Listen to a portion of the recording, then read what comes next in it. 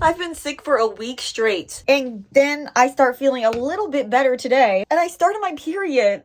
I'm so miserable. I just don't. Getting my spark back is the number one thing to me right now. But the devil has his hands around me. The devil has his hands around me. He's testing me.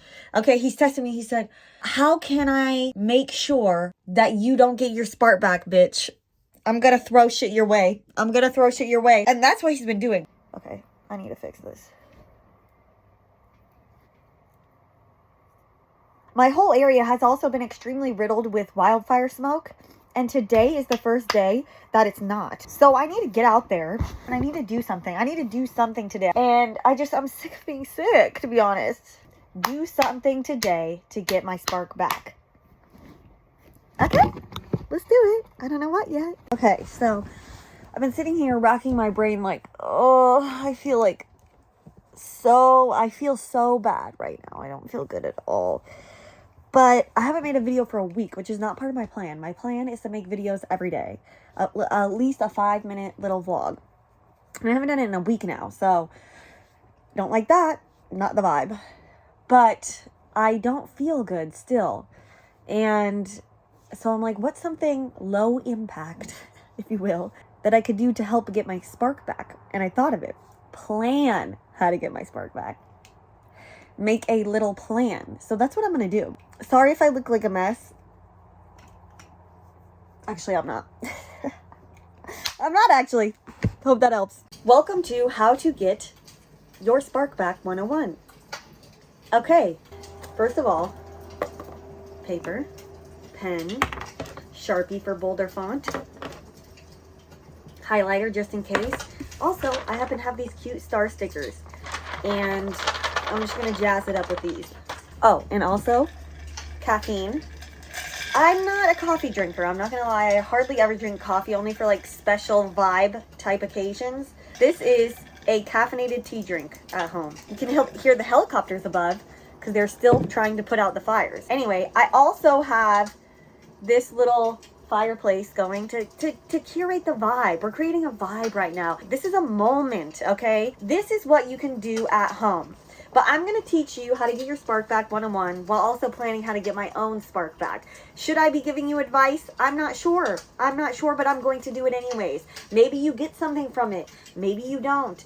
But in the off chance that you might, I'm going to tell you what my plan is because I've actually put a lot of thought into this. Have not put the thought to paper, which is what we're doing today. But I have put a lot of thought into this. Let's get to it.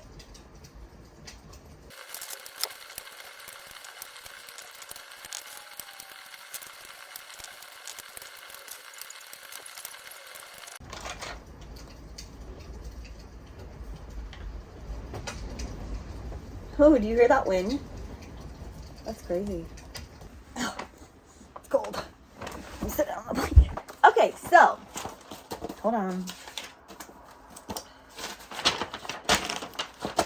Calm down. I'm almost done. How to get your sparkle back 101. An 8-step guide in no particular order. I want to preface this with, I'm going to go through this quickly at first, and I'm going to get into more detail later. 1. Take care of the basics. Number 2, get grateful. Number 3, create an emergency good feeling routine. Number 4, change the way you operate day to day. Number 5, do things that used to bring you joy. Number 6, introduce novelty. Number 7, establish healthy coping mechanisms. Number 8, forgive yourself. So that's just the quick 8-step guide. Now we're going to get into more detail. Okay, of how you specifically could do that. Number 1, you need to get more sleep. You need to get proper sleep. It's literally the number one thing health-wise that you can do for yourself. It is the most important thing when it comes to sound mental health. Look it up. Nutrition, you need to move your body. I know this is boring stuff. This is just the most obvious stuff that I'm starting out with. Get outside. Correct your mindset. Blah, blah, blah, blah. The basic stuff that you already know. Number 2, you need to meditate. 5-10 minutes a day. Just meditate on what you're grateful for. Shift perspective. Because your perspective is probably trash. It's probably unrealistic, negative, and mean to yourself. 3, create an emergency good feeling routine. So obviously ask yourself, what makes you feel good?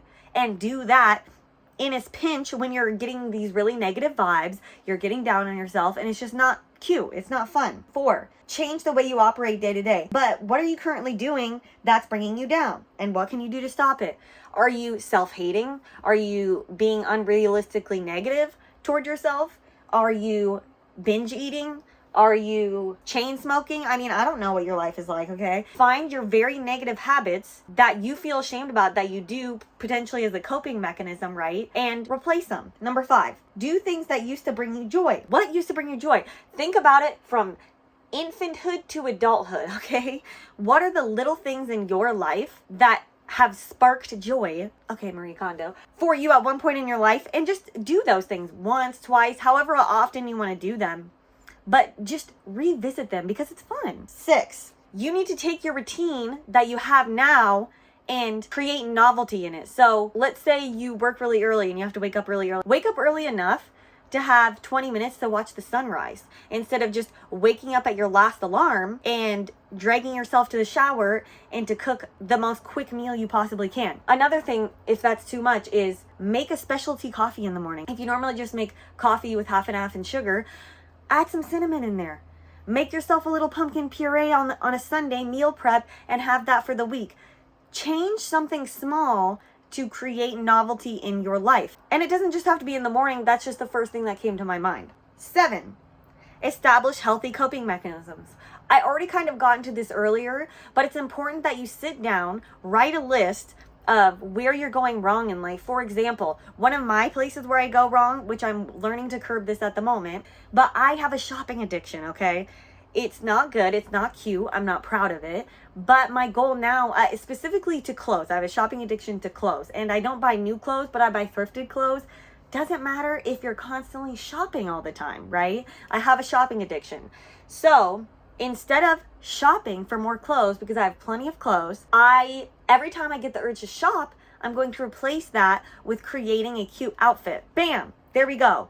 If you bite your nails, get your nails done. But yeah, it's very personal to you. 8, this is the most important one besides getting the proper nutrition, sleep, and mindset habits.